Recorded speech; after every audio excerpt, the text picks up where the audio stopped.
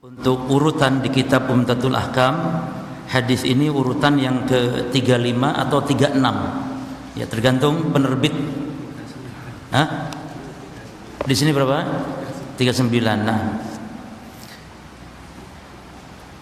intinya hadis yang ke-8 dalam pembahasan mandi junub, ya. Hadis dari Abu Ja'far Muhammad bin Ali bin Al-Husain bin Ali bin Abi Talib. طيب ثم قال المؤلف رحمه الله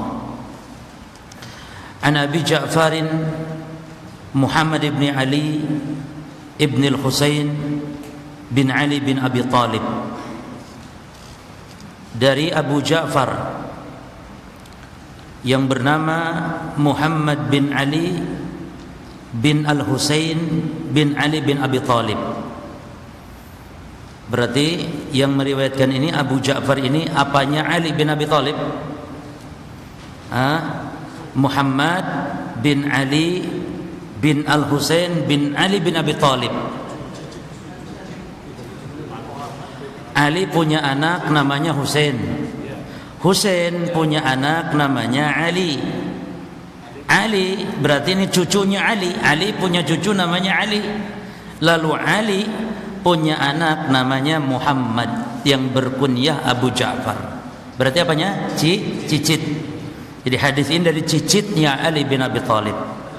Ya, Abu Ja'far Muhammad bin Ali bin Al-Husain bin Ali bin Abi Talib radhiyallahu anhum. Annahu kana, bahwasanya dia, ya, huwa wa abuhu, dia dan bapaknya, inda Jabir bin Abdullah, berada di sisi sahabat bernama Jabir bin Abdullah. Yani dia Muhammad bin Ali dan bapaknya Ali bin Al-Husain sedang berada di mana? Di sisi seorang sahabat, Jabir bin Abdullah radhiyallahu anhum. Wa indahu qaumun, dan di sisinya, yakni di sisi Jabir ini ada sekelompok manusia, kaum, ya. Fasa'aluhu 'anil ghusli, mereka bertanya tentang mandi. Maksudnya anil ghusli di sini maksudnya an ma'il ghusli yaktafi fil ghusl, bukan cara mandi. Yang ditanyakan tentang mandi, yakni tentang air yang mencukupi untuk mandi. Ya, bertanya tentang mandi. Karena di sini tahunya dari perkataan, yakni jawaban Jabir, yakfika sa'un. Yakfika sa'un. Yani kamu kalau mandi itu yakfika, cukup bagimu, ya, sa'un, yakni air sekitar satu so'.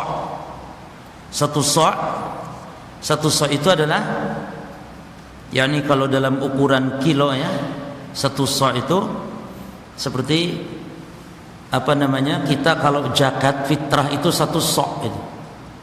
Jadi kalau kilo zakat berapa? Ada yang 2,5 kilo kalau di kita, ya.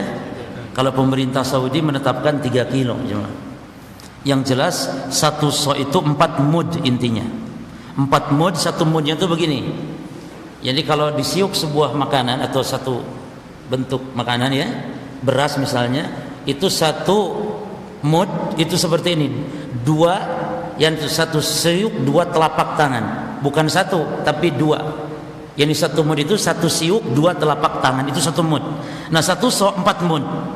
Satu so'-nya 4 mud. Jadi antum kalau zakat fitrah itu ambil beras berapa? 4 kali begini. 1, 2, 3, 4 zakat itu sudah. Nah, berapa perkiraan? 2,5 atau 3. Bahkan Imam Syekh Utsaimin rahimahullah menetapkan 2, yakni 2 kilo lebih sedikit. Ini perkiraan sekitar itu satu so'. Yani air segitu itu cukup. Faqala rajul, lalu ada seseorang dia. Ada seseorang yang berkata, yani di tengah-tengah kaum tersebut ada seorang yang berkata, dia mengatakan apa? Ma yakfini. Air itu kalau buat saya sih nggak cukup katanya. Masa air 1 sok untuk mandi?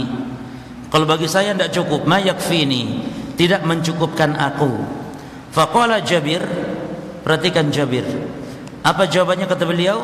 Kana yakfi man huwa awfa minka sya'ran. Kata Jabir, kana yakfi, air yang 1 sok tersebut mencukupi mandinya man huwa awfa minka sya'ran, mencukupi dari orang yang rambutnya yakni lebih awfa, yakni lebih lebat darimu. Jadi Jabir ini marah kepada orang ini. Air 1 sok kamu katakan tidak cukup, padahal air 1 sok itu mencukupi mandinya orang yang rambutnya lebih lebat darimu. Maksudnya siapa? Rasulullah. Ini kamu rambut segitu, Rasul lebih lebat rambutnya, mencukupi mandi, ya. Itu makna aufa. Aufa yakni maknanya aktsaru minka sya'ran, lebih banyak rambutnya darimu.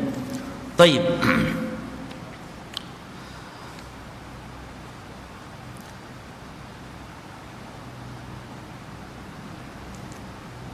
Wa khairun minka, dan orang itu lebih baik darimu, ya.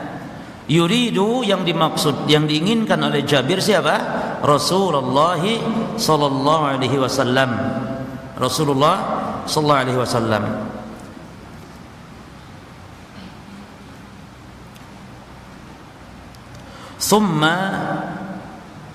Thumma amana fi thawbin, ya. Thumma amana, atau mimnya ditasydid, ya. Thumma ammana, gitu ya. Thumma ammana, ya, bisaubin.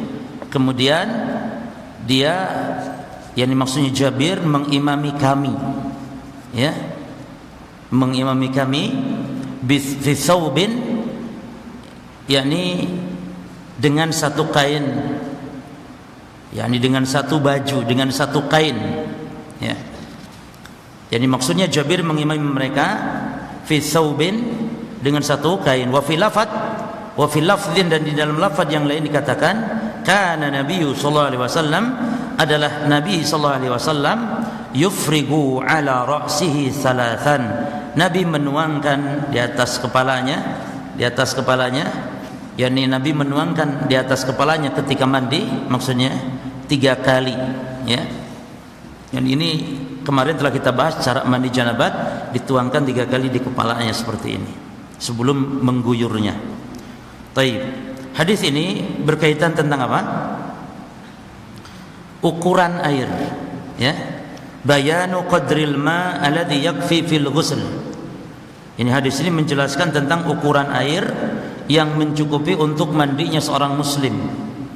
Dan kita dianjurkan untuk menghemat dalam air, walaupun banyak air, tapi mandi tidak boleh boros terhadap air. Jadi kalau memang cukup untuk membasuh badan, cukup itu saja, jangan berlebihan. Kalau sudah bersih juga sudah selesai mandi, jangan terus diguyur, ya. Ini ada anjuran tentang al-iktisad fil ma' inda taharah. Dianjurkan untuk menghemat air ketika bersuci. Jadi pembahasan kita di sini, dan ini hadis yang hadis yang terakhir, ya, dalam pembahasan mandi junub. Ini hadis yang terakhir dalam pembahasan mandi junub. Setelah ini nanti membahas tayammum. Baik.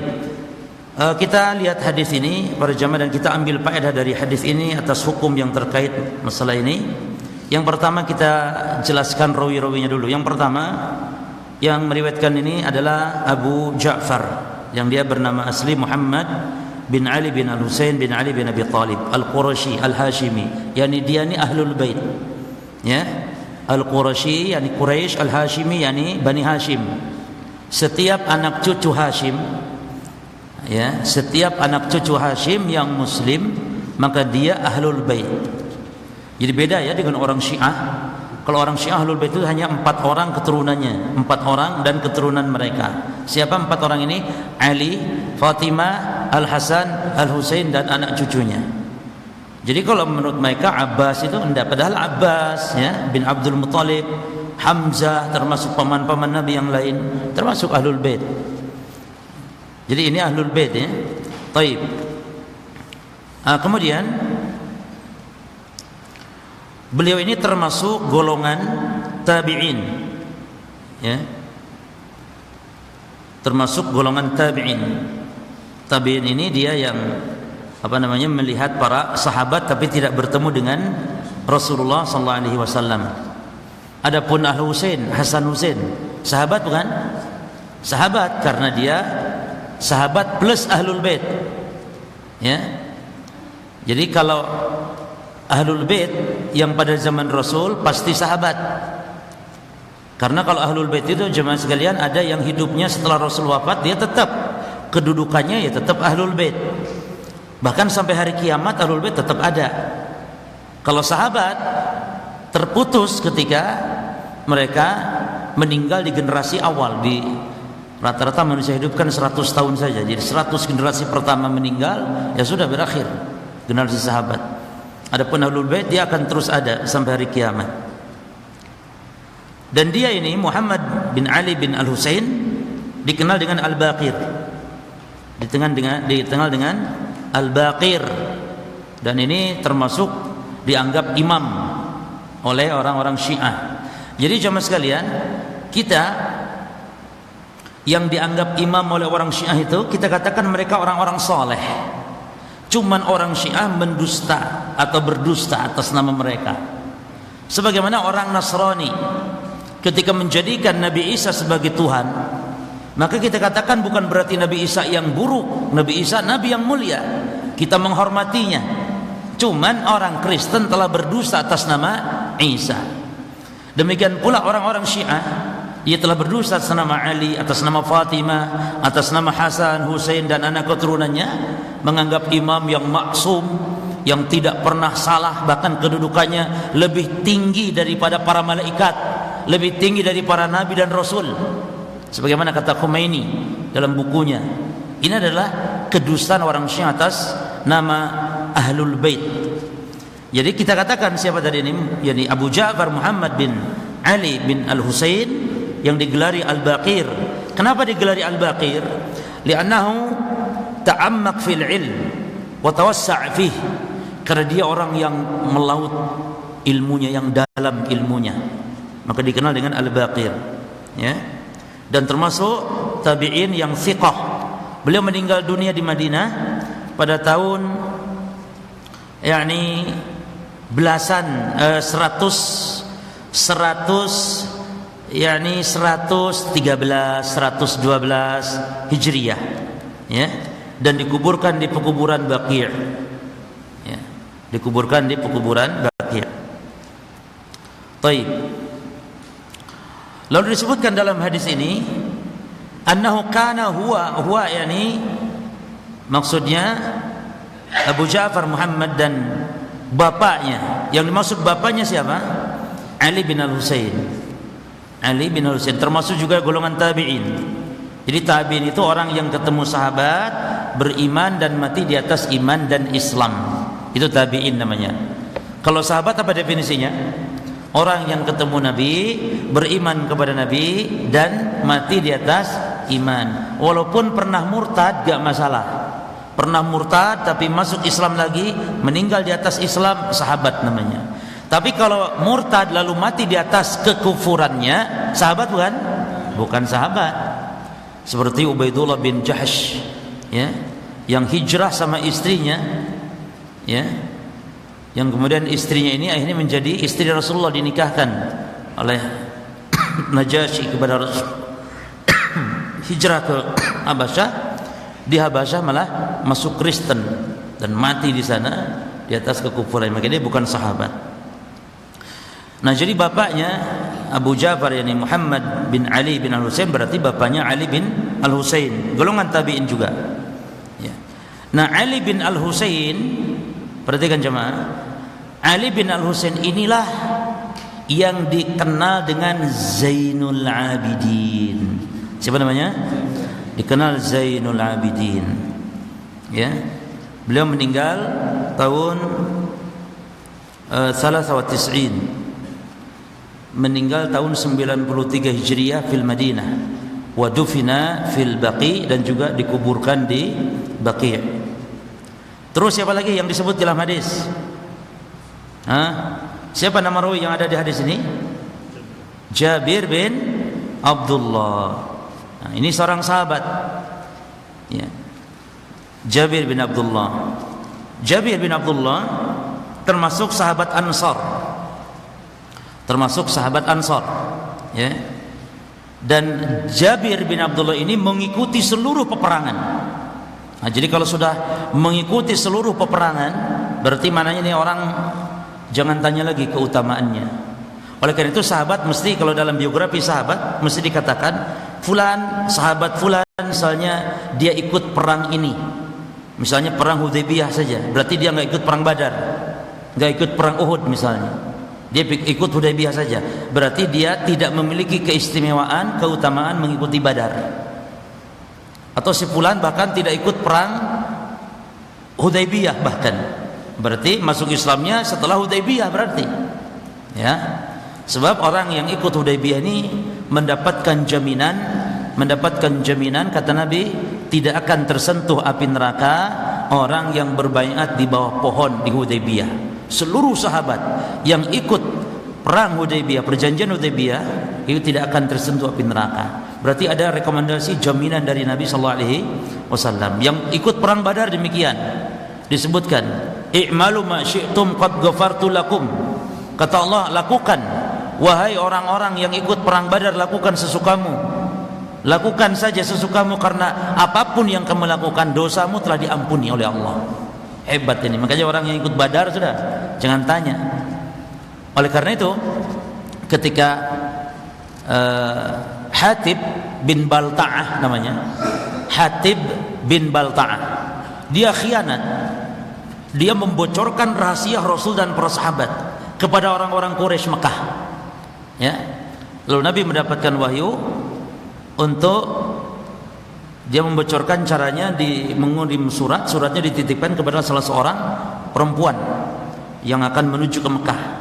Di tengah jalan Nabi utus Ali dan rekannya sahabat untuk menangkapnya, Hatib bin Balta'ah ini. Karena Nabi mendapatkan wahyu bahwa dia telah curang, berkhianat, yakni membongkar rahasia rencana-rencana Rasulullah terhadap orang-orang Quraisy. Maka kata Nabi, "Wahai Ali, ambil suratnya Hatib bin Balta'ah yang dikirim melalui seorang wanita sekarang di perjalanan, sekarang di sekitar tempat tertentu," ada disebutkan tempatnya oleh Nabi SAW. Tertangkaplah akhirnya. Lalu dibawa surat itu, dipanggil Hatib bin Balta'ah. Ya, berkhianat dia. Termasuk berarti mendukung kepada orang kafir. Perbuatan ini perbuatan kekufuran, jemaah. Maka dipanggil Umar, enggak sabar Umar. "Da'ni ya Rasulullah adrib unuq hadzal munafiq." Ya Rasulullah, izinkan saya tak penggal leher orang munafik ini. Umar enggak tahan kalau lihat orang macam-macam, Umar langsung saja penggal leher saja. Kata Nabi, "Tidak wahai Umar." Ya, ditanya oleh Nabi, "Apa sebabnya?" Alasannya jemaah, katanya Hatib bin Balta'ah, "Ya Rasulullah, saya melakukan ini karena supaya saya ini dapat dukungan dari orang-orang Quraisy, karena keluarga saya banyak di Mekah. Jadi supaya dapat simpati mereka jaga keluarga saya. Karena saya tidak ada lagi kerabat di sana yang menjaga keluarga saya, ya Rasulullah." Ini alasannya. Ini alasannya duniawi. Ya. Nah, ini perbuatan kekufuran seperti ini tidak sampai derajatnya keluar dari Islam. Karena ini loyal kepada orang kafir, menolong orang kafir dalam hal keduniaan, bukan karena agama. Maka cinta orang kafir karena dunia hukumnya dosa besar saja. Cinta orang kafir pemain bola, cinta artis kafir, ini enggak sampai keluar dari Islam. Ya. Cinta siapa? Michael Jackson. Michael Jackson kafir apa muslim? Enggak tahu, wallahu alam. Ya. Mick Jagger misalnya, ya. Bon Jovi, kenal tuh nama-nama itu. Nah, mencintai mereka jemaah ya, ini tidak sampai kafir karena cinta. Cuman cinta Maradona dengan cinta Mick Jagger beda. Kalau cinta Maradona dosa, tapi tidak sehebat kalau cinta kepada Mick Jagger. Kenapa? Karena cinta kepada Mick Jagger karena musiknya. Kalau cinta Maradona karena main bolanya. Sementara main bola kan apa hukumnya? Halal, ya, mubah. Musik bagaimana? Haram. Jadi double berarti, ya cinta kafirnya haram, musiknya juga sebab cintanya haram. Sementara kata Nabi, al-mar'u ma'aman ahabba yaumal qiyamah. Orang itu nanti akan dikumpulkan bersama yang dicintainya. Maka kalau antum cinta Rasulullah, cinta Abu Bakar, cinta Umar, ini ya diantara kehebatan seorang muslim yang cinta Nabi. Dan cinta Nabi tidak perlu merayakan maulid, bahkan gak boleh jemaah. Jadi jangan sembarangan ya menuduh ente gak cinta Nabi, gak cinta Rasul. Itu orang yang gak cinta Nabi, gak cinta Rasul, hukumnya kafir. Orang Islam yang gak cinta Rasul, hukumnya kafir dia. Bahkan jangankan gak cinta, walaupun cinta kepada Rasul, tapi cinta kepada Rasul dia lebih kecil, yakni cinta kepada keluarga, harta, anak dan istri lebih besar cintanya daripada Rasul, maka itu diancam oleh Allah dengan siksa yang berat. Orang yang cinta sama Rasul tapi lebih besar cintanya kepada selain Rasul sallallahu alaihi wasallam, apalagi enggak cinta, hukumnya kafir. Maka enggak boleh sembarangan mengatakan ente enggak cinta Rasul. Kan ada ya orang yang enggak merayakan maulid dituduhnya, ente yang enggak merayakan maulid, ini ente enggak cinta Rasul. Ini ponis kafir berarti kepada yang mengatakan enggak cinta Rasul. Karena orang kafir yang enggak cinta Rasul sallallahu alaihi wasallam. Nah, hebatnya orang yang cinta Rasul dikumpulkan nanti bersama Rasulullah di surga. Dikumpulkan bersama Abu Bakar yang cinta Abu Bakar Siddiq. Makanya ada seorang, kata Anas bin Malik, kata Ibnu Mas'ud, ada seorang yang datang kepada Nabi SAW. Dia bertanya, ya Rasulullah, kaifa taqulu birajulin yuhibbu qauman wa lam yalhaq bihim? Wahai Rasulullah, bagaimana pendapatmu tentang orang yang cinta suatu kaum tapi dia enggak pernah ketemu sama kaum tersebut? Cinta sama kaum tapi enggak pernah ketemu sama kaum tersebut. Maka kata Nabi, keluarlah hadis tadi, al-mar'u ma'aman ahab, bahwa seseorang akan dikumpulkan bersama siapa yang dicintainya. Nah, ini hebat sekali hadis ini. Makanya Anas ini gembira dengan hadis ini. Berarti kita yang enggak pernah ketemu dengan Rasulullah, kita yang enggak pernah ketemu dengan Abu Bakar, Umar, Utsman, Ali, para sahabat, para tabi'in, orang-orang saleh, enggak pernah ketemu, tidak masalah dengan modal cinta kita. Modal cinta jemaah. Maka kata Anas, ada lagi seorang yang datang, kalau ini Arab gunung yang datang. Nanyanya aneh-aneh kalau Arab gunung ini. Maka sahabat Rasulullah itu kalau datang Arab gunung, datang kepada Nabi tanya masalah agama, mereka senang, gembira mereka. Karena Arab gunung ini kalau nanya enggak peduli, cuek, pokoknya wis sembarang ngawur, pokoknya tanya. Kalau sahabat kadang enggak berpikir, jamaah, tanya itu sahabat pikir-pikir dulu, ini bahasa ini tepat tidak. Kalau Arab gunung bebas, dia tanya, ya Rasulullah, mata sa'ah. Siapa yang berani sahabat tanya ini? Wahai Rasulullah, kapan kiamat? Kata Nabi, lalu kamu mau apa? Apa yang sudah kau siapkan sampai kau tanya kapan kiamat? Apa yang kau siapkan, kata Nabi? Ini sahabat Arab gunung tadi ngomong, ya Rasulullah, saya tidak banyak amal, hanya modal saya cinta Allah, cinta Rasul saja. Ini modal saya, amal saya tidak banyak, terus terang. Maka kata Nabi mengatakan, anta ma'aman ahbabta yaumal qiyamah. Kata Nabi, kamu nanti akan dikumpulkan bersama orang yang kamu cintai. Ini berarti orang yang cinta Rasul akan dikumpulkan bersama Rasul sallallahu alaihi wasallam. Bahkan jemaah sekalian, ini dahsyatnya cinta. Makanya tidak boleh sembarangan tentang cinta sama Rasul. Ya, enggak boleh sembarangan. Artinya enggak boleh mengatakan ada orang enggak cinta Rasul. Jangan. Orang enggak cinta Rasul kafir dia. Lihat, ada lagi pernah seorang sahabat zaman Rasul kerjanya mabuk melulu jemaah. Sampai ditangkap berkali-kali. Mabuk dihukum, ya kan, dicambuk yang mabuk dalam Islam. Dicambuk dilepas, mabuk lagi, lalu mabuk lagi. Sampai sahabat jengkel, namanya ini digelari si Umar. Si Umar namanya, Umar keledai. Si Umar, dia tukang mabuk. Dibawa ke hadapan Nabi SAW setelah berkali-kali mabuk. Lalu sahabat sampai jengkel, dasar kurang ajar, terlaknat kamu gitu. Allah yal'an, terlaknat kamu, kurang ajar, kerjaan mabuk melulu. Nabi katakan, la tal'anu. Subhanallah, kata Nabi apa? Jangan kau laknat dia, kata Rasulullah. Padahal mabuk lagi, dicambuk lagi sama Rasul, mabuk lagi, dicambuk lagi, gak kapok-kapok. Kata Nabi, jangan laknat dia. Kenapa? fa innahu yuhibbullah wa rasulah, karena dia cinta Allah dan cinta Rasulnya. Pemabuk cinta Allah, cinta Rasul, kata Nabi jangan laknat dia, karena dia cinta Allah, cinta Rasul. Yani cintanya serius dia, sehingga Nabi berani jamin cinta Allah, dia cinta Rasul. Jadi artinya jangan main-main dengan cinta Allah, cinta Rasul, jamaah. Jangan sampai ada orang Islam mengatakan tidak cinta Rasul sallallahu alaihi wasallam. Baik.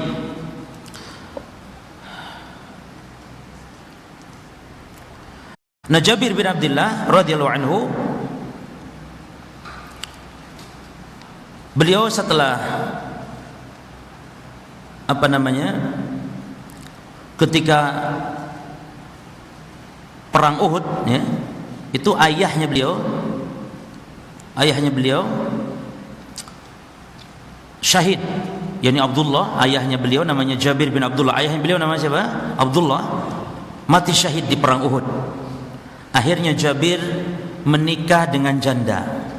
Sementara kan ayahnya meninggal, sementara adik-adiknya Jabir masih kecil-kecil, gitu ya. Maka Jabir segera menikah, dan yang dinikahi bukan perawan, dia menikah dengan janda. Ketika Nabi tanya, kenapa ya Jabir, kamu nikah, kenapa tidak sama perawan, lebih enak, menyenangkan, bisa kamu senang-senang? Janda sudah bekas keriput gitu kan, kenapa dengan janda, ya. Maka Jabir mengatakan, ya Rasulullah, ayah saya mati syahid baru saja, yakni ayah saya meninggal di medan Uhud, lalu adik-adik saya masih kecil-kecil, maka tidak ada yang merawatnya, maka saya menikah janda supaya istri saya nanti bisa merawat adik-adik saya. Ini menunjukkan sebagai istri dianjurkan berkhidmat kepada keluarga suami, kepada ibunya. Jadi istri itu dianjurkan berbuat baik kepada mertua istri itu, karena bahkan harus mendukung, jemaah. Yani istri itu harus mendukung ketika suaminya berbuat baik kepada ibu bapaknya, bukan malah menghalang-halang. Ini istri yang tidak benar begitu tuh, ya. Kalau ngasih uang, bahkan si istri harusnya mendukung, karena nanti akan keberkahan timbul pada keluarganya ketika seorang anak yang berbakti kepada orang tuanya. Baik, ya. Nah, Jabir bin Abdullah ini banyak sekali meriwayatkan hadis dari Rasulullah sallallahu alaihi wasallam. Beliau meninggal di Madinah tahun 74, tahun 74 Hijriah. Ya. Baik. Terus siapa lagi setelah Jabir? Disebutkan ada lagi di sini rawi yang meriwayatkan hadis atau orang yang disebut dalam hadis ini. Siapa lagi? Rajulun, seseorang. Siapa seseorang ini? Ya pokoknya enggak jelas seseorang. Nah, tapi kalau dalam kitab syarah hadis dijelaskan siapa rajul, seseorang yang dimaksud. Dia adalah Al-Hasan bin Muhammad bin Ali bin Abi Thalib. Siapa seseorang ini? Al-Hasan bin Muhammad bin Ali bin Abi Thalib. Berarti apanya Ali bin Abi Thalib? Cucu, ya. Ali punya anak namanya Muhammad, Muhammad punya anak namanya Al-Hasan. Baik. Termasuk tabi'in. Al-Hasan bin Muhammad bin Ali bin Abi Thalib ini, ya, meninggal dunia tahun sekitar 100, ya. Ayahnya bernama berarti Muhammad bin Ali. Perhatikan, ayahnya ini berarti namanya Muhammad bin Ali. Dia adalah disebut Muhammad bin Al-Hanafiyah. Jadi anaknya Ali yang bernama Muhammad ini bukan dari Fatimah. Jelas? Berarti sama Hasan dan Husain, Muhammad Al-Hanafiyah ini, dia satu ayah beda ibu. Dan Ali kawin lagi setelah Fatimah meninggal.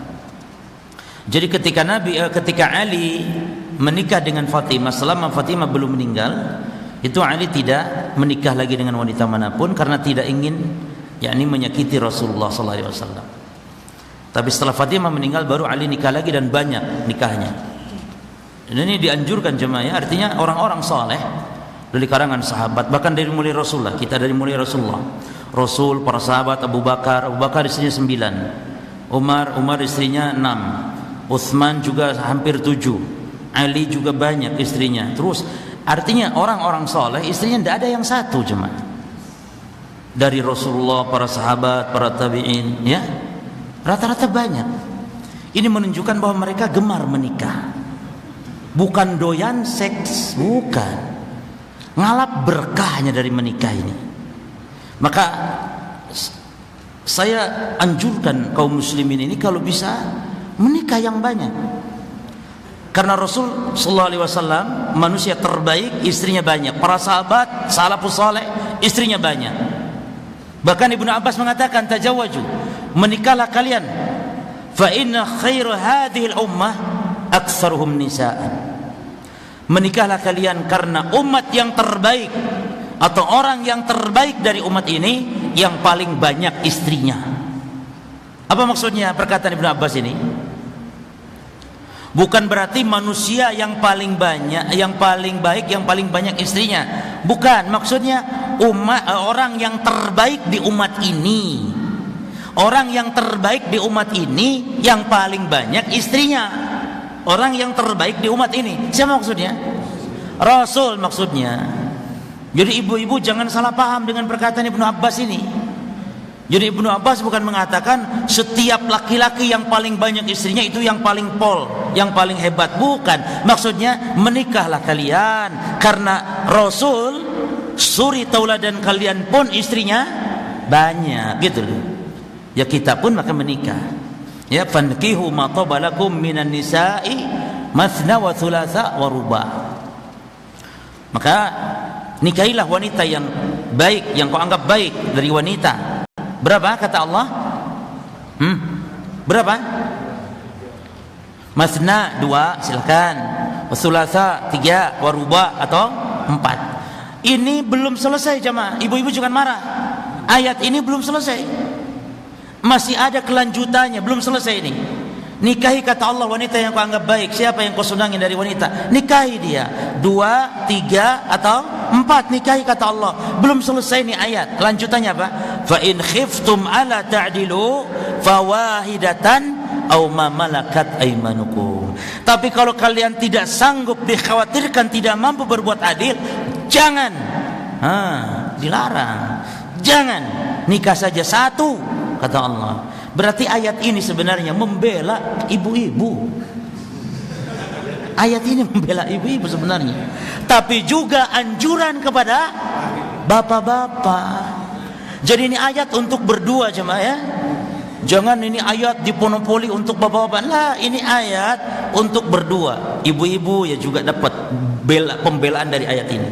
Karena Allah katakan satu saja, enggak boleh poligami. Tapi di awal kata Allah poligami, silakan. Ya, kalau mampu, makanya kalau tidak mampu jangan. Tapi insya Allah antum mampu, cuma antum penakut saja. Insya Allah antum mampu. Ya. Baik. Ini bab apa nih? Kok kita babnya poligami jemaah? Bab apa tadi? Nah, bab junub ya. Baik.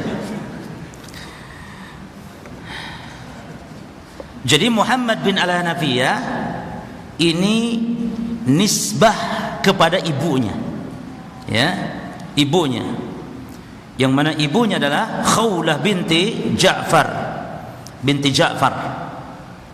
Yang mana marga ibunya ini adalah Bani Hanifiyah atau Bani Hanifah. Maka dia menasabkan kepada ibunya. Apa nih? Azan?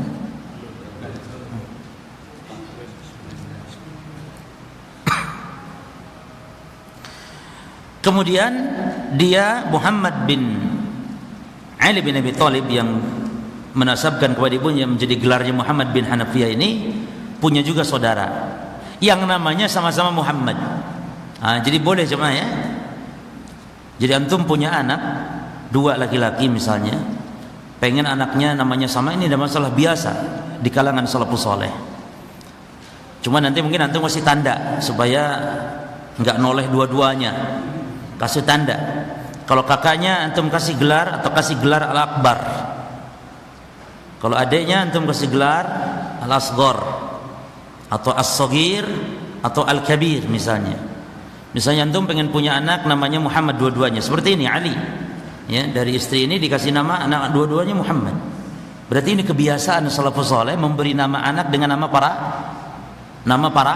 para nabi. Ibrahim, Yahya, ya, Sulaiman, Musa, Isa. Tapi hati-hati, kadang-kadang ain ini orang, khususnya orang Jawa, sulit ngomong ain. Isa jadi Ngisa. Jadi kadang bisa hindari, nggak masalah. Ya. Ali jadi Ngali. Siratal ladzina an'amta alaihim. Jadi kalau memang sulit ngomong ya dihindari, nggak apa. Tapi yang lain, nama Musa, Muhammad. Nah kalau punya anak dua nama ingin Muhammad, yang pertama Muhammad Al-Kabir, kakaknya. Adanya Muhammad As-Saghir. Kalau pengen tiga boleh. Yang tengah-tengah namakan Muhammad Al-Wasat. Muhammad Al-Awsat atau Muhammad Al-Wasat. Muhammad Al-Wasat sini. Muhammad Al-Kabir sini. Muhammad As-Saghir. Tiga aja Muhammad. Ini tidak masalah, biasa. Taib, Muhammad bin Ali bin Abi Thalib ini meninggal, termasuk dari tabi'in juga ya, meninggal tahun 80 Hijriyah. Ya, tahun 80 Hijriyah. Taib. Nah, jadi yang tanya, seseorang yang tanya tadi, oh kalau air segitu tidak cukup bagi saya, siapa yang tanya ini? Jemaah, siapa yang, bukan yang tanya, yang ngomong air kalau bagi saya nggak cukup itu, gitu. Siapa yang ngomong gitu? Bukan Muhammadnya, anaknya Muhammad, siapa namanya? Al-Hasan. Al-Hasan bin Muhammad bin Ali bin Abi Thalib. Cuman dia bukan dari Fatimah, ya. Bukan dari Fatimah maksudnya. Baik.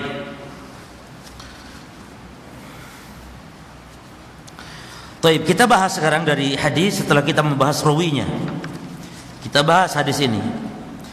Hadis ini diceritakan bahwasanya para tabi'in terbiasa ya, mereka berkumpul dengan sahabat. Kalau ada sahabat mereka tanya tentang ilmu.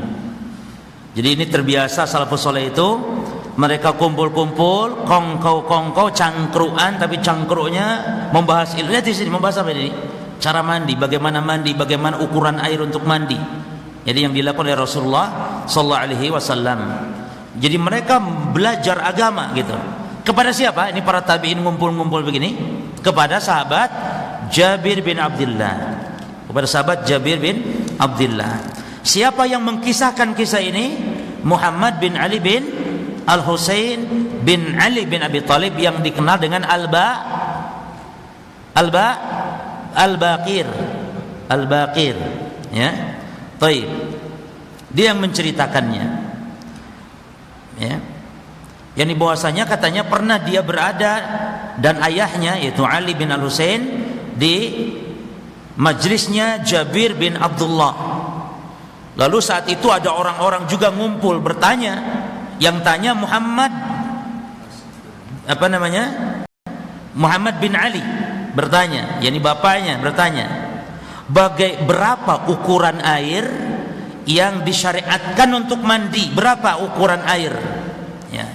Maka Jabir mengatakan, berdalil Jabir dengan apa yang dia ketahui dari Rasul sallallahu alaihi wasallam. Ya. yakni mencukup bagimu air itu berapa ukurannya? 1 sa'. Dan itu yang dilakukan oleh Rasulullah sallallahu alaihi wasallam. Jadi Rasul mandi itu airnya cukup 1 sa'. Dan Nabi sebaik-baik teladannya.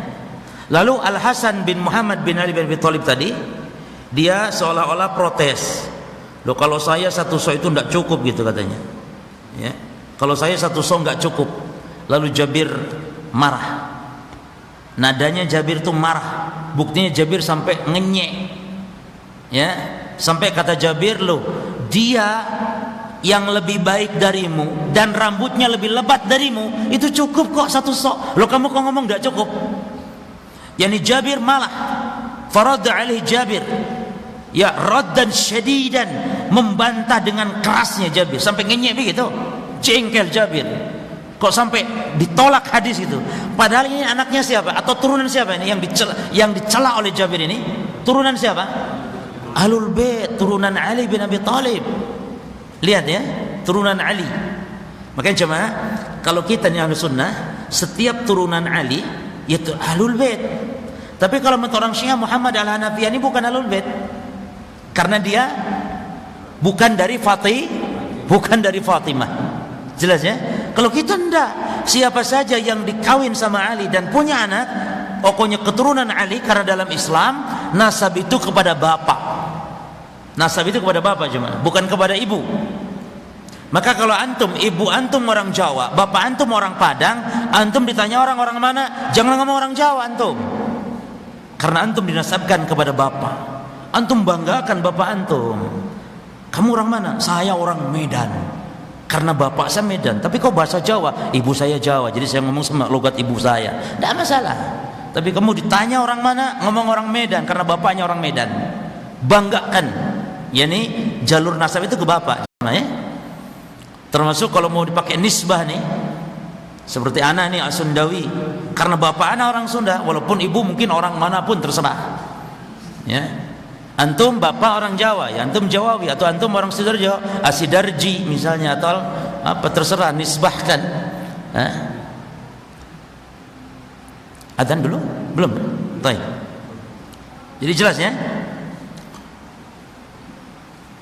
Jadi Rasul yang lebih banyak rambutnya, lebih bertakwa darimu, lebih baik gitu. Dan juga Nabi ya ingin pahala lebih banyak. Yang paling tahu Rasul ingin sempurna dalam mandi, cukup dengan satu sok. Lah kamu mengatakan tidak cukup gitu. Maka dari sini kita ambil dulu faedah dari hadis ini. Yang pertama, dalam hadis ini menjelaskan ukuran mandi yang disyariatkan, sebagaimana dalam hadis yang lain disebutkan bahwa Nabi itu mandi dan beliau mandi itu satu sok sampai 5 mud dalam hadis Bukhari dari Anas bin Malik dalam hadis yang lain ya. Kana Nabi sallallahu alaihi wasallam yaghsilu, bahwa Nabi pernah mandi, atau kana yaghtasilu, atau Nabi kalau mandi bisa adalah akhirnya itu satu sa' ila khamsati amdadin, sampai 5 mud. Berarti kalau 5 mud berapa sa'? Satu sa' lebih satu mud. Ojo bingung loh, ini mud an sa' kalau mud ya. Wa yatawadda, dan Nabi berwudu berapa? Bil muddi. Berapa? 1 mud.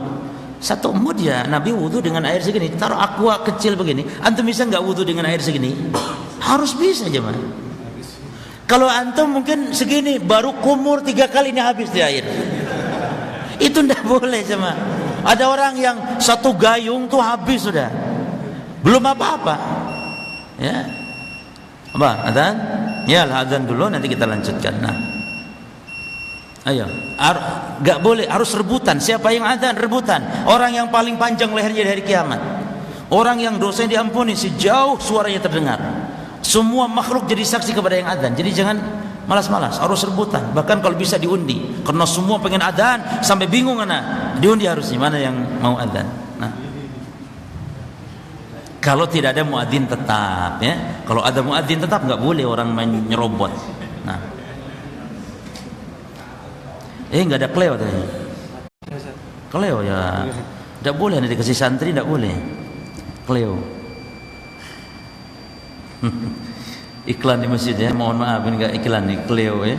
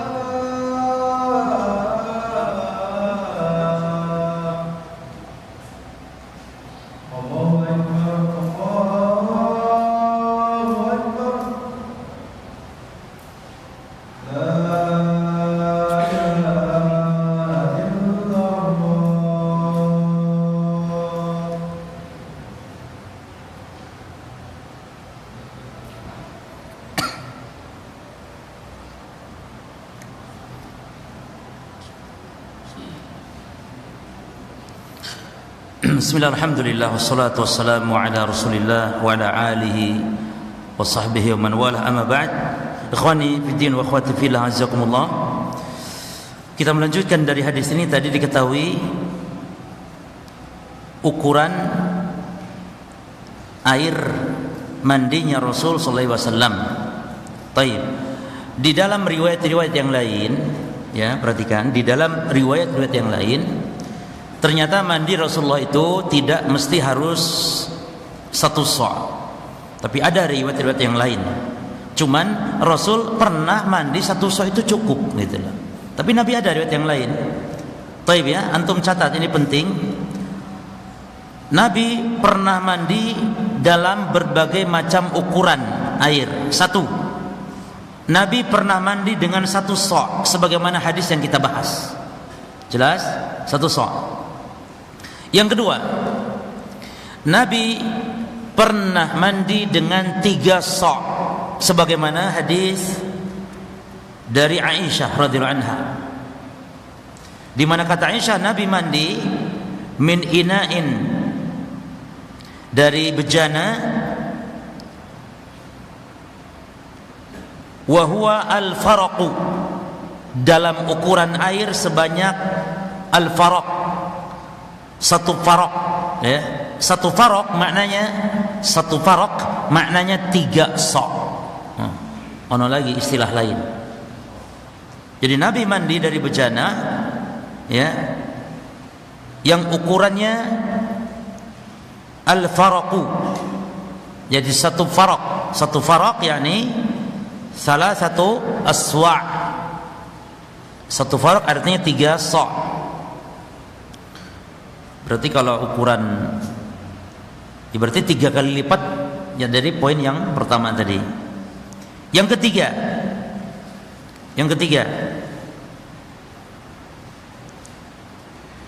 di dalam riwayat Muslim dari Aisyah juga disebutkan bahwasanya Aisyah pernah mandi bersama Rasulullah SAW fi ina'in wahid, dalam satu bejana. Yani Rasul dan Aisyah pernah mandi bareng, ya, dalam satu bejana. Yasa'u salasata amdad atau qariban min dzalik, mencukupi salasata amdad, 3 mud atau kurang lebih sekitar itu. 3 mud. 1 mud berapa tadi? Berarti lebih kurang lagi dari berapa tadi? Lebih kurang dari satu sa'. Lebih kurang lagi dari 1 sa'. Berarti kalau kita simpulkan dari beberapa riwayat, maka aqallu ma warada fil ghusli ay Nabi sallallahu alaihi wasallam salah satu amdad. Jadi kalau kita simpulkan, ternyata bukan minimal 1 sa', ternyata minimalnya air yang dipakai Nabi sallallahu alaihi wasallam dalam mandi berapa? Minimal 3 mud. Sampai berapa disebutkan yang paling banyaknya? 3 sa'. Ini antum tulis kesimpulannya. Kesimpulan, ya. Jadi mandinya Rasul dari beberapa riwayat itu paling minimalnya 3 mud sampai 3 sa'.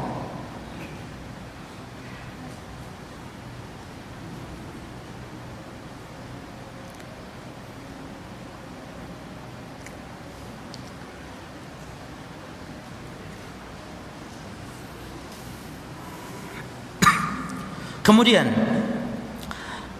disebutkan dalam hadis-hadis yang kita bahas sekarang, ukuran mandi Rasulullah ini bukan kewajiban jemaah, tapi ini anjuran.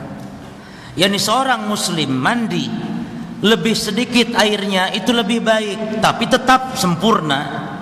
Jangan mandi air sedikit tapi nggak bersih. Ini nggak kebasuh, paha nggak kebasuh, rambut kering, ya, nggak boleh. Ini hanya anjuran dan ini hanya sunnah. Adapun mandi, ya boleh orang mau lebih dari 1 ember pun kalau memang dia dirasa kurang, tetapi tentu tidak afdol. Lebih banyak air lebih jelek, lebih sedikit air lebih apa?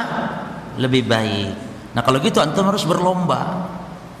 Maka masjid-masjid nih kalau bisa sebagai bentuk mengamalkan sunnah, masjid-masjid ini kalau bisa kerannya dipolkan itu kecil. Tapi jangan ada ikhwan yang berlebihan jemaah ingin mengamalkan sunnah. Ana pernah lihat di beberapa masjid ikhwan yang sudah ngaji berlebihan memang. Yani gitu. Ana nggak bisa ngejelasannya. Kecil banget sampai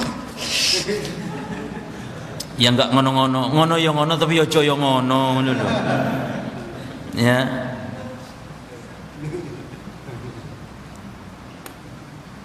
Taib. Jadi jangan terlalu kecil tapi ya menghemat ya. Al-Imam An-Nawawi rahimahullah mengatakan ajma'al muslimun ala anna al-malladhi yujzi'u fil wudu wal ghusl ghairu muqaddarin bal yakfi fihi al-qalil wal kathir idza wujida syaratul ghusl wa huwa jarayanul ma' 'ala al-a'dha. Ini dia. Kata Imam An-Nawawi rahimahullah, sepakat kaum muslimin, ini ulama Islam sepakat bahwasanya air yang dipakai untuk wudu atau mandi itu tidak ada batasan ukuran, tidak ada. Sepakat, maksudnya air kalau mandi wajib sekian, tidak ada ukuran. Bal yakfi fihil qalil wal katsir, tapi cukup bagi dia bisa saja air sedikit ataupun banyak sesuai dengan keadaannya. Idza wujida syartul ghusli wa huwa jaryan, artinya selama syarat sahnya mandi itu terpenuhi, mau banyak mau sedikit terserah, yang penting tercukupi syarat mandi. Jangan sampai mandi atau wudu tidak ada yang terbasuh karena sedikitnya air, tapi juga jangan berlebihan sehingga banyak air yang boros sampai berkumur satu gayung, cuci kaki satu ember. Jadi satu drum itu wudu saja barangkali. Ini hulu berlebihan jemaah. Al-i'tida fi tuhur ya'ti 'alan nas, kata Nabi, akan datang kepada manusia qaumun, satu kaum yang ya'taduna fil wudu fi tuhur wa du'a, yang berlebihan di dalam bersuci dan di dalam berdoa. Akan ada satu kaum seperti itu, maka tercela. Maka kata Imam Nawawi lebih adil, bijak beliau. Tidak ada ukurannya penetapan. Cuman Rasul seperti itu mandi beliau. Ya kalau kita ingin mencontoh Rasul, yakni semakin sedikit semakin baik. Ya. Ada di YouTube Syekh Abu Aslam yang baru wafat kemarin, sebelum Syekh Musa Al-Nasir, ya. Syekh Saleh Toha Abu Islam afwan, itu di YouTube ada, beliau praktekkan wudu hanya dengan satu gelas ini. Nah, coba antum perhatikan wudunya beliau, ya, ada di YouTube. Antum mungkin wallahu alam klik apa gitu, anda pernah lihat dulu ikhwah yang posting Syekh Saleh Toha Abu Islam yang meninggal sebelum Syekh Musa, ya, sebelum beliau ulama dan termasuk di antara murid-murid Syekh Albani rahimahullah.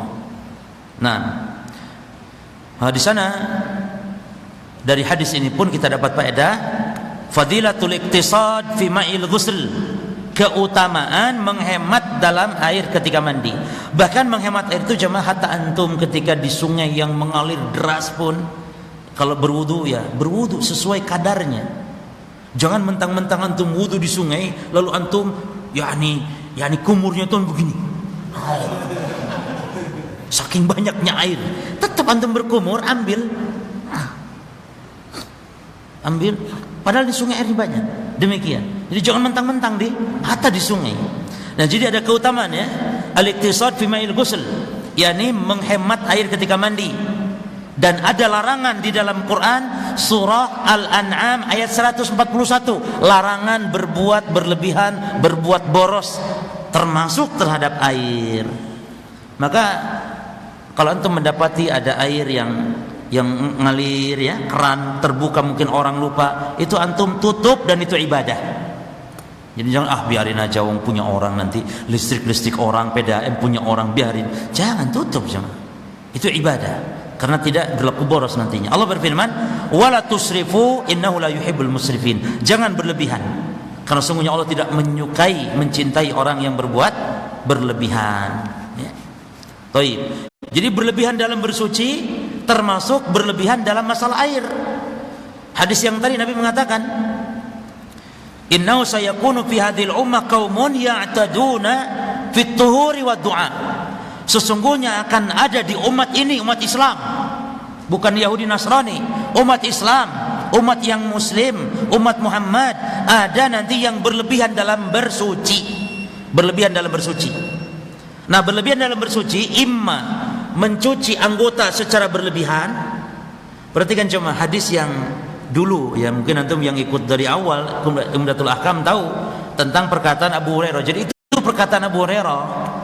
Karena umat Islam katanya nanti di hari kiamat kata Nabi akan dipanggil ghurran muhajjalinan min atharil wudu.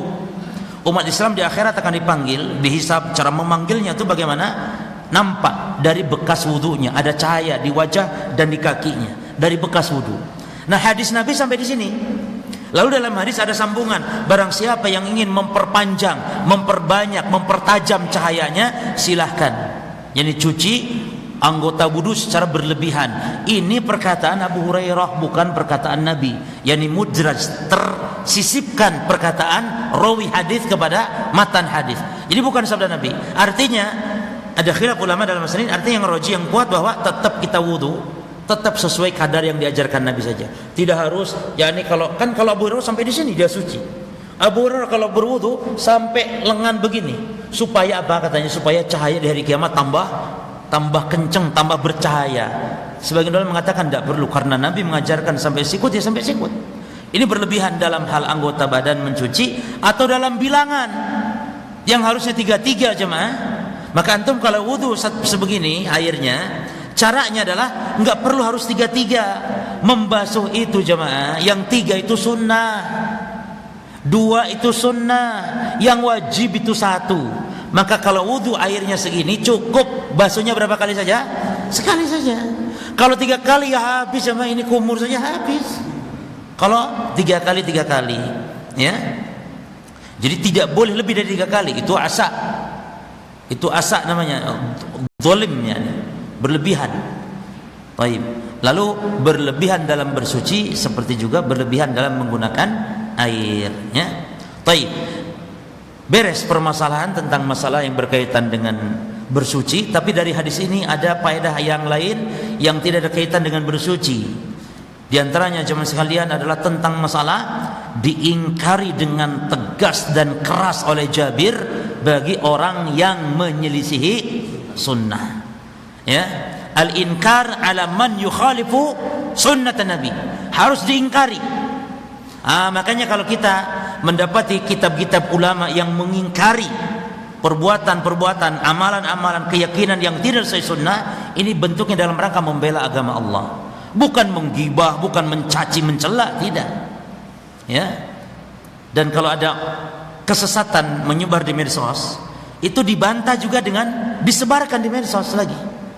Jadi tidak perlu dialog-dialog, tidak perlu untuk debat-debat, dan tidak boleh debat cuma. Ada orang yang menyebarkan kesesatan di medsos, maka dibantah ahli ilmu. Bukan antum, ahli ilmu yang bantah. Bantah lagi di medsos, sebarkan kepada umat bahwa ini pemahaman yang sesat dan menyimpang. Jelaskan. Dan sekarang alhamdulillah ya. Alhamdulillah kemarin ada tulisan ya, walaupun kurang yakni detail ya, karena memang perlu ruang dan waktu. Ustadzuna Abu Ubaidah As-Sajawi juga telah membantah tentang beberapa pernyataan yang lagi ngetop di medsos, di YouTube khususnya. Makanya antum kalau belajar agama jangan belajar yang penting ustadz ngetop di YouTube, ustadz YouTubiyah ya. Jangan, harus jelas, tidak boleh diambil ilmu kecuali dari orang yang dikenal sunnahnya, dikenal manhajnya yang benar, pemahamannya, akidahnya lurus. Jangan berguru kepada orang yang hanya bagus bicaranya, retorikanya. Karena kalau masalah bicara, retorika, yang paling bagus retorika itu ahli bid'ah. Ahli bid'ah itu sebagai ujian bagi umat. Ahli bid'ah mesti Allah anugerahkan dia bisa merangkai kata-kata, bisa untuk bersikap, berkata-kata yang enak didengarnya, pandai berretorika ahli bid'ah, karena sebagai ujian. Adapun terkadang ahlu sunnah ada yang orang ngomongnya tuh ya emplak-emple, peliak-peliak gitu, padahal dia ahlu sunnah menyampaikan ilmu. Itu ujian jemaah. Maka Nabi Musa juga kalau dakwah, Nabi Musa kan orang yang gagap Nabi Musa alaihissalam. Jadi tidak harus ini orang yang menyampaikan ilmu harus yang retorikanya bagus, penyampaian bagus, membuat orang menangis, apalagi membuat orang ketawa. Ya akhi, ini ilmu, bukan budak, bukan lawakan. Jadi ustaz itu dituntut harus bisa melawak. Kalau melawak pengen ketawa, ya dengarkan pelawak. Jangan dengar ustaz kalau ingin melawak.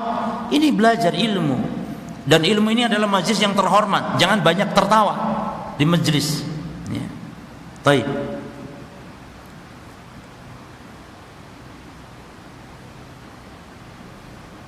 Perkataan, perhatikan di sini ikhwan. Kana yakfi man huwa awfa minka sya'ran wa khairan minka. Perhatikan ini, ada faedah yang sangat baik dari Al-Imam Ibnu Hajar Al-Asqalani. Perkataan Jabir kepada siapa tadi? Hasan, Al-Hasan bin Muhammad bin Ali bin Abi Thalib. Perkataan Jabir kepada Al-Hasan bin Muhammad bin Ali bin Abi Thalib, karena yakfi man huwa awfa minka sya'ran, padahal dia cukup air itu untuk orang yang lebih lebat rambutnya darimu dan lebih baik darimu. Al-Hafidz Ibnu Hajar mengatakan wa fihi jawazur raddi bil unf. Ini adalah sebagai dalil bolehnya membantah dengan keras, bil unf, dengan keras, ala man yumari bi ghairi ilmin, bagi orang yang membantah tanpa ilmu. Dia kan enggak pakai ilmu, dia bantahnya. Apa kata dia? Kalau bagi saya nggak cukup itu air. Mana dasar bantahannya? Ilmu nggak ada. Makanya kalau ada orang sekarang main bantah hanya dengan mengatakan Ustadz Google, Syekh Google, dia bukan bantahan, itu hanya orang anak kecil juga bisa kalau ngomong gitu mah. Bantah dengan ilmu maksudnya, bantah dengan dalil, dengan hujah, bukan hanya bantah dasar Ustadz Google. Kalau cuman sesat, kalau cuman sesat Ustadz Google, ini bukan bantahan. Ilmu mana? Ini salah, yang benar ini dasarnya, riwayatnya sahih ini. Demikian, bantah dengan ilmu. Maka boleh jawazur raddi bi'unfin ala man yumari bighairi ilmin idza qasada ar-raddu idhahal haqq. Kalau memang membantah tadi Jabir maksudnya marah, bukan marah emosi, marah untuk menjelaskan kebenaran, wa tahdhiris sami'in, dan untuk memperingatkan orang-orang yang dengar. Jadi kita bersikap keras gini membantah keras supaya orang yang mendengar ini tidak tertipu gitu loh dengan kesesatannya. Baik. Ini mungkin cuman ada faedah yang lain, di antaranya apa? Hirsus salaf, semangatnya para salafus saleh ala tibai sunnah hatta fi miqdari ma'id taharah. Semangatnya salafus saleh dalam dalam ittiba kepada sunnah, sampai-sampai nanya ukuran airnya Rasul berapa. Subhanallah, ukuran air Rasul berapa. Baik, ini semangat para salafus saleh. Kemudian jawazus salat tadi, hadis yang terakhir lafadznya bahwa Jabir mengimami, kemudian Jabir maju mengimami kaum fi thawbin wahid, dengan satu kain. Apa maksud dengan satu kain? Maksudnya boleh salat, dan nanti akan ada pembahasan dalam bab salat jemaah. Kalau antum terus ngaji kitab ini sampai nanti bab salat, ada bab salat hukumnya masalah membuka pundak. Artinya boleh salat satu kain saja sarung. Antum kalau salat pakai kain sarung saja, sementara ke atas boleh tidak pakai, tapi kalau ada penutup di pundak, pundaknya tutup. Masalah perut, punggung kelihatan tidak masalah. Ini bagi kaum laki-laki. Nek perempuan tidak oleh. Nang di dadane tidak oleh nek wetok. Jadi ini khusus bagi laki-laki, boleh dengan satu sarung apabila dia sempurna tertutup aurat, dan pusar ini aurat laki-laki jemaah. Maka antum hati-hati nih ketika umrah atau haji, ketika ihram, banyak orang yang dia pakai kain ihram lalu udelnya kemana-mana. Nggak boleh, udel itu tutup. Maaf udel itu apa sopannya, bahasa sopannya? Pusar pusarnya ditutup. Apalagi pas mau sholat, tutup. Walaupun dada kemana-mana, punggung mana-mana boleh, cuman tutup ini. Nah, termasuk kesalahan besar, kesalahan dan diremehkan orang yang selesai tawaf lalu sholat 2 rakaat sholat sunat tawaf, dia tidak membenahi kain ihramnya sehingga pundaknya tetap terbuka. Ittiba itu sunnah ketika tawaf. Tawaf kudum saja ya. Ketika tawaf yang lain tidak sunnah itu, tawaf kudum saja, tawaf pertama. Maka dibuka pundak yang kanan, jadi diselendangkan pundak yang kanan dibuka. Ketika selesai tawaf tutup lagi. Karena sholat tidak boleh pundak terbuka. Tutup pundaknya saja. Baru boleh ini terlihat. Nah, ini yang dimaksud Jabir sholat satu kain yang dimaksud. Ya, jadi boleh. Tapi ini pembahasan kita di akhir dan insyaallah pertemuan yang akan datang masuk di pembahasan tayammum. Wallahu a'lam. Ini yang bisa saya sampaikan dan bermanfaat. Syukur-syukur tidak ada yang tanya. Tidak ada? Baik, kalau tidak ada, subhanakallahumma bihamdika asyhadu alla ilaha illa anta astaghfiruka wa atubu ilaik. Wassalamualaikum warahmatullahi wabarakatuh.